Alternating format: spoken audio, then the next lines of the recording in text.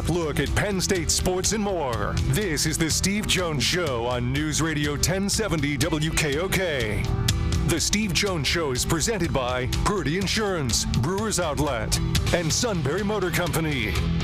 Now from the Sunbury Motor Studio, here's Steve Jones. This half hour being brought to you by our good friends at Brewers Outlet, Reagan Street in Sunbury, the beverage supermarket. Imports, domestics, microbrews, the best selection of beer anywhere.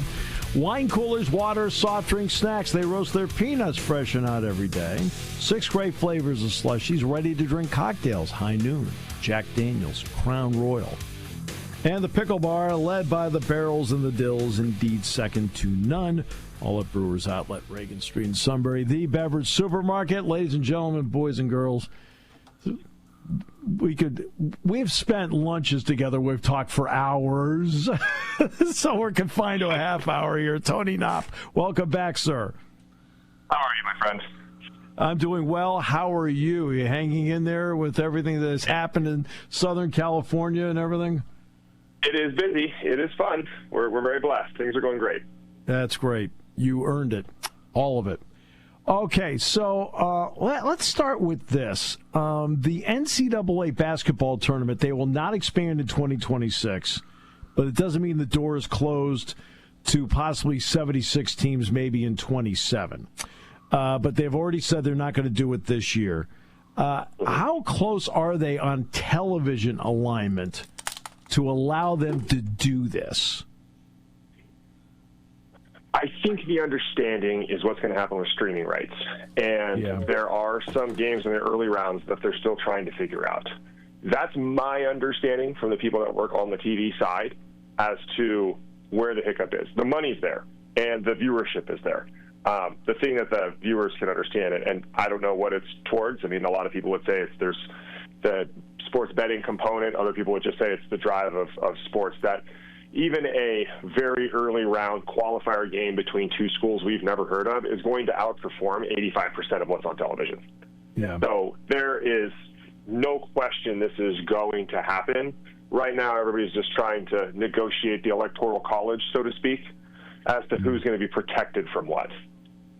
Yeah, because I think they've been smart about what they've done with this. UCLA has been in the first 4. Last year, North Carolina was in the first 4 to go with the teams you talked about. They've done a good job of putting some marketable teams in that first 4.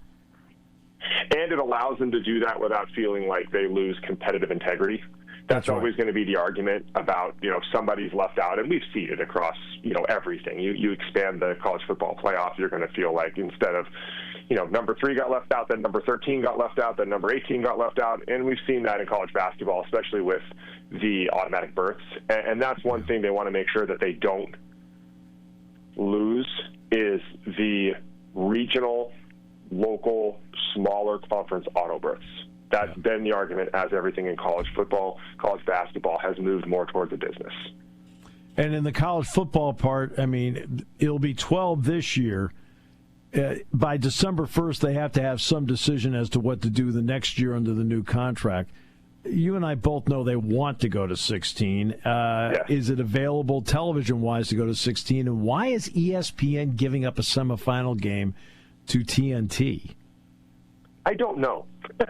That's one thing I don't understand. I mean, I know we just saw that ESPN and the ownership stake the NFL is taking in it and how they're going to expand it. To me, that seems symbiotic. Like you wouldn't give that up if that was the case.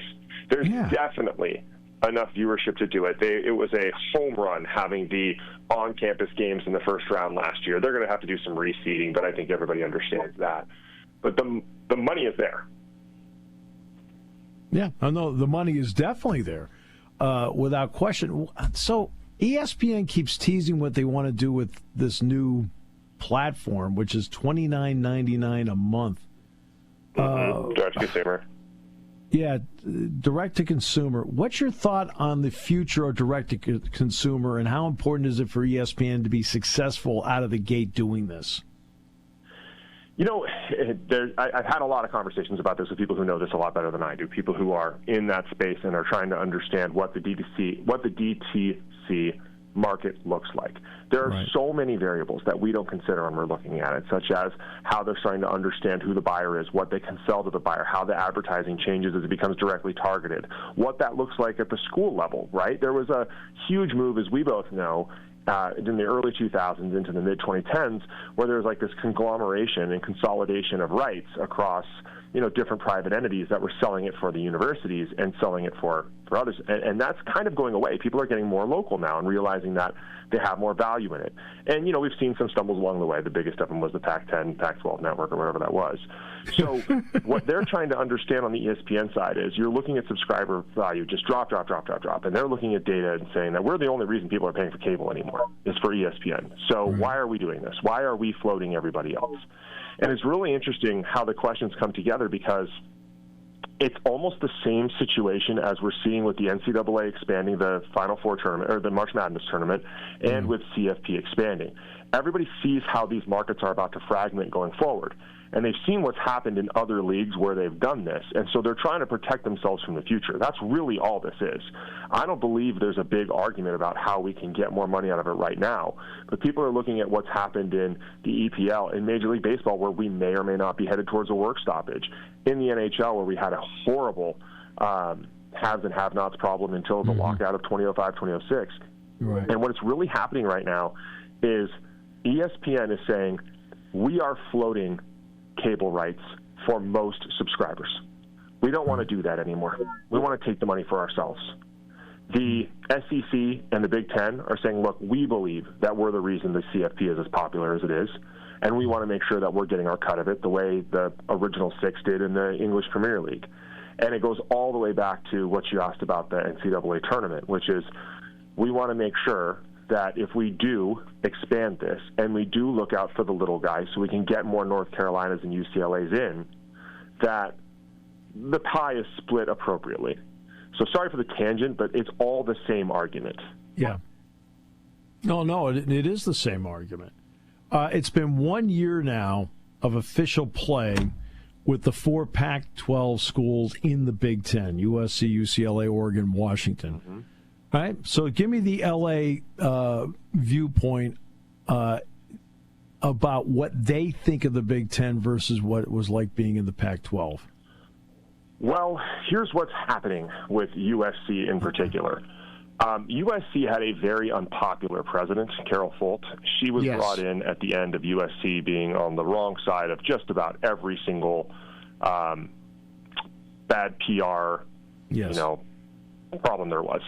And she cleaned it up and made the institution more academic. When she did that, most of the major boosters, many of whom I know, said, "Look, we're just not going to put money into this program right now because she refuses to sign off as Fight On. She doesn't feel like that's inclusive." Well, Carol is gone. For the last year or two, I haven't talked about this publicly, but now we can because it's over. For the last couple of years, I know a few of the biggest boosters, and they said, "Just watch what happens in 2026. We're going to put money behind Lincoln. Lincoln knows that we don't really care how he does this year and in 2025. Mm-hmm. So, Steve, who has the number one recruiting class in 2026? USC. USC does.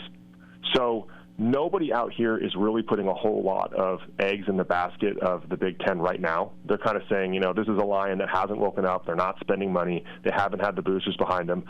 They're about to beef up the office of the, CEO, so to speak, and build that out. UCLA was, as you know, it was a marriage of necessity. UCLA was going under. Publicly funded institution in a state that's broke. That was $107 million in the red because of the Under Armour deal that went south. So, UCLA it's going to be really interesting to see what happens with that program because the institution itself, the facilities are not up to par with what's happening in the Big Ten. And there's just this kind of malaise that's like, well, we had to do it when you're UCLA. Whereas USC saying, we'll see y'all next year. Yeah, I think at Oregon they like it. I think at Washington, I think they're hanging in with it. Yeah. Now, the next one is the world-famous WNBA. Mm-hmm. Very few leagues get more positive publicity in the past year than they do. Yeah, I was looking at the ratings numbers, and some game they were touting as a great rating was 788,000. Okay. Their basic collective bargaining agreement runs out, and look, I know that they're making, like Caitlin Clark makes $84,000. Now, it does seem in a sport a bit ridiculous. She's probably taking home $10-15 million a year, but that's her advertising's $10 or $15 million, and her base salary is $84,000 in the WNBA. In reality, where are they in the sports landscape? I mean, the reality of it versus the fantasy of it. That's a great question. I love the way it's worded. The money shows that there's something there for the first time in 20 years. And what I mean by that is how much they're paying for franchises. People aren't going to spend hundreds of millions of dollars on something that's not worth that. It feels to me like the WNBA is where the MLS was in the late 2000s. Yes. Where, okay, we're starting to have some superstars that are going to anchor the league. And the MLS went through it wasn't a stoppage, but they went through a negotiation where they carved out a way for you to pay your stars, because they just kind of understood that if you're going to have Messi here, if you're going to have Olivier Giroud, if you're going to have David Beckham, and Beckham was the first one to really do it. He was the Caitlin Clark of the MLS. So the thing about the WNBA is it gets a lot of positive press. The viewership isn't all the way there yet, but it's comparable to what the MLS was in 2000 to 2005. Yep. It's on the way up. Advertisers like to spend money with it. If they can find a way in the collective bargaining negotiations to find a way to pay stars separately and have, the way MLS works is you have certain slots that you can use for those stars. I think we're going to see some truth to it, and we're going to see somebody get there. The problem is going through work stoppages. So I worked in the NHL during the 2005 work stoppage. It's really hard to believe the numbers that come out because, they're going to come out and say, oh, they lost $40 million. And the first question is, okay, according to whose numbers? And they're going to say, third-party auditing firm that we hired, it's Deloitte or KPMG or whatever else. And it's going to say, well, but you hired them. Right. And I know you were around, and I was in 2005, where there was competing sets of numbers every 2 months. Yep. So I don't know what to believe with that, who's actually winning and losing on that. I do know that franchise values are going up. I do know that there's bidding awards for the franchise values, and I do know that they look like they're starting to mature like most leagues do, where they're starting to understand that some of the markets, Connecticut Sun, whatever else, may not work. And some of the markets do, right? And we see that with mature leagues. I mean, the NHL poured how much money into Phoenix trying to make that a market? They poured how much money into Atlanta trying to make that a market? Yeah. Right? Nobody's immune from this. I mean, Major League Baseball has 3 or 4 markets right now that I don't even understand how they're solvent if it weren't for the revenue sharing. Right. Oh, no, that's absolutely right. Because the minority owner of the Celtics has put on the table $325 to buy the Connecticut Sun and move them from Uncasville up to Boston. Yet the Connecticut Sun was I think has been the only franchise in the league that actually has turned a profit at any point, which is interesting. Eventually you run out of. Yeah, I mean, you run out of you kind of turn a profit, right? Yeah. We either need to see the profits go up significantly, and that doesn't generally happen. For the listeners, it doesn't generally happen because you profit share with the players. So, the NBA is 51% go to the players. So year-over-year profit isn't that important as it is franchise value. So you see teams go from, $300 million to $5 billion. That's where the real value is. How much has the split with LIV driven down? Even though LIV players can play in the U.S. Open, because I covered Oakmont. I was at the U.S. Open. So they're there, but the USGA is not going to get anywhere near the money they got in the previous contract. Why? What's so interesting about this is all of the battle lines that were drawn seem to be much weaker than everybody thought. And what's really changing behind the scenes with LIV is they are signing on major sponsors. That was always the question, was how are they going to maintain this on the PIF's dime if they don't get major corporate sponsors in their events? Well, now they do. HSBC has signed on amongst a number of others. Mm-hmm. And what's happening is it's starting to bifurcate the events. And so I think what's happened personally is the negotiating position of the PGA Tour isn't as strong as it once was.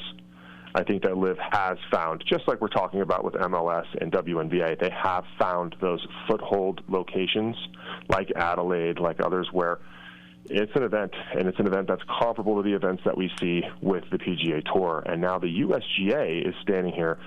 It has nothing to do with this fight, and they're being impacted by it. So at some point, I feel like those organizations are going to start to put some pressure on the PGA Tour to get a deal done with LIV. And LIV becomes the international arm of the tour, so to speak. I mean, we've seen this before. I know some of the listeners probably aren't as old as you and I are, but you know, the USFL had some stay in some of the different markets, and you've seen this stuff that starts to hurt, and eventually somebody has to come to the table. Yeah, no, some of those USFL teams, especially Tampa Bay, had some traction. I mean, they had some traction. And they had stars. Yeah. Jim Kelly, Steve Young are mattered. They're mattered. They had. Imagine Drew Aller coming out next year and playing for not the NFL. And that's what happened. Jim Kelly came out of Miami. He said, I'll go to Houston. Steve Young, hey, I'll come out of BYU. I'll go play for Los Angeles.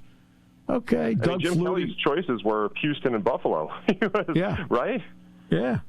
Yeah. So, I mean, that's what people don't remember. Something like that. What's coming down the pipeline, in your opinion, that's really worth looking into the crystal ball and saying we need to take a closer look at that?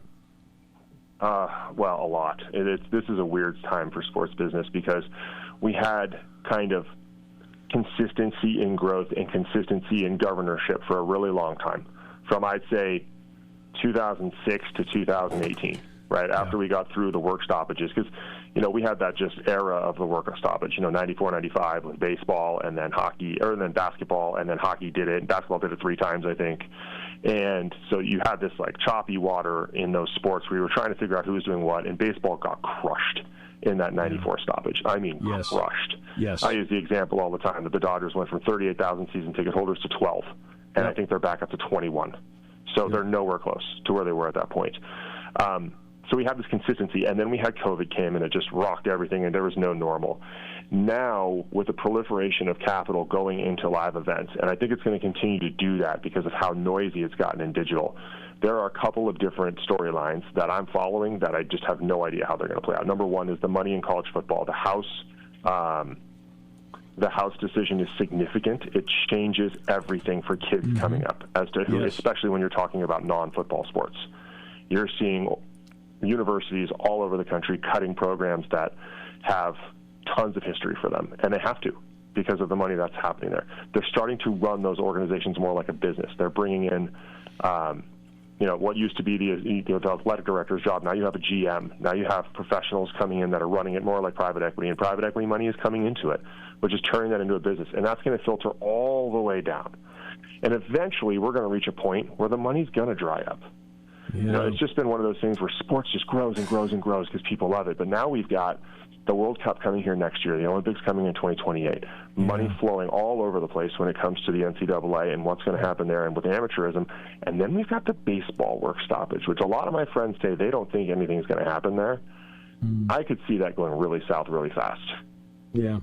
Well, you saw when Rob Manfred, who does go around and meets with each team during the season, which I give him credit for. I mean, I at least give him credit for showing up. Right. Got into, and Bryce Harper said, hey, no cap. And it turned into a shouting match. Now, the point that Manfred needs to make with them is that if you have a cap, what do you also have? A floor. What comes with it? Yeah, a floor. You don't think Tampa Bay, the A's, the Pirates, and others, right? They need a floor. They would increase salaries for a bunch of guys out there, and I don't think the upper echelon people realize that. And it's crazy because the floor is being paid for by the rich teams anyways.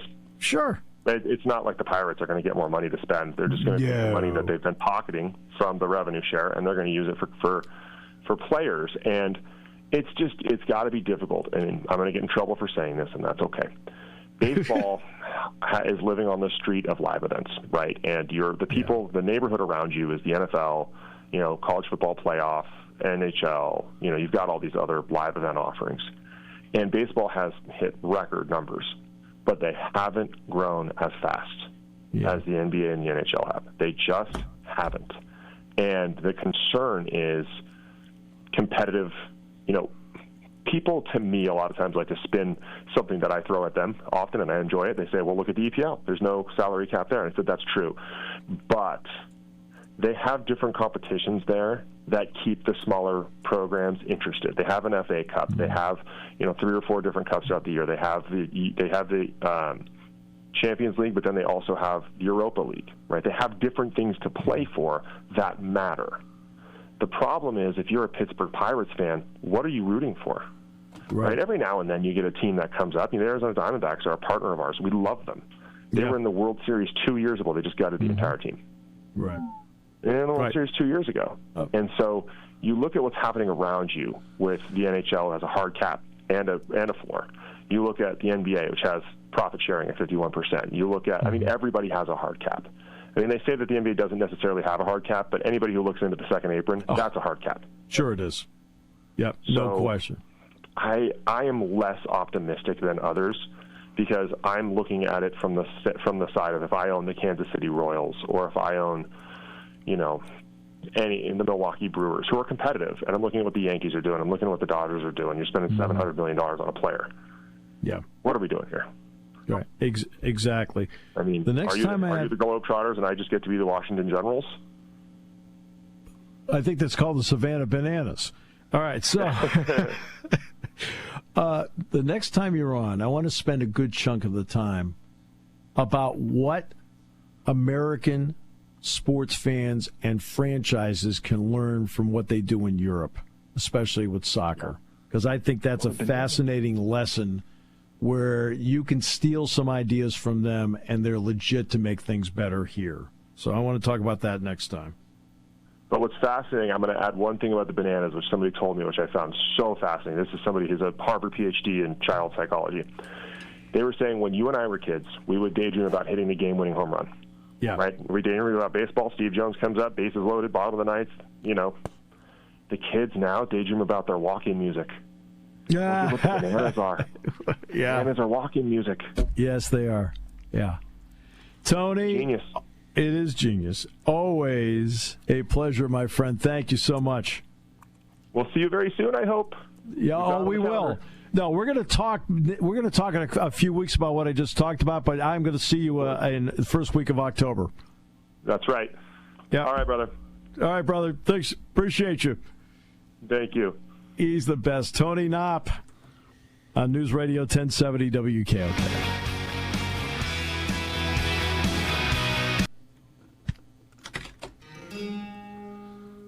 There's something to be said about a sale with a handshake, a service technician who really knows what he's doing. They can explain it in English what the problem is.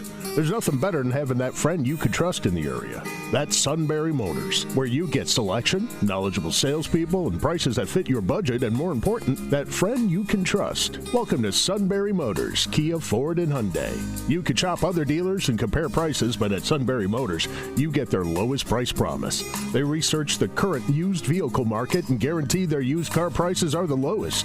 If you find a lower price, Sunbury Motors will beat it. 3 dealers all in one. See their full new and pre-owned inventory at sunburymotors.com. Pick out a vehicle you like and schedule your test drive online. Follow them on Facebook. Sunbury Motors Ford and Hyundai, North 4th Street, Sunbury, and Sunbury Motors Kia, routes 11 and 15 in Hummel's Wharf.